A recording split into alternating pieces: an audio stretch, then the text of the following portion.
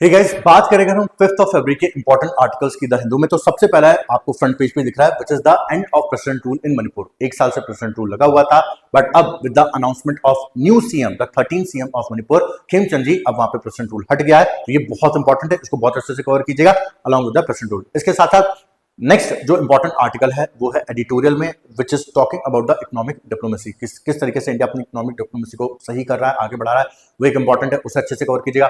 Next एक article में आपको इंडिया यूएसए के रिलेशंस के बीच में एस जयशंकर की विजिट जो हुई है यूएसए में, और उनकी यूएस सेक्रेटरी मार्क रूबियो के साथ जो मीटिंग हुई है, और प्लस उसमें क्वाड और पैक्स सिलिका का भी जिक्र किया गया है, उसको बहुत अच्छे से कवर कीजिएगा।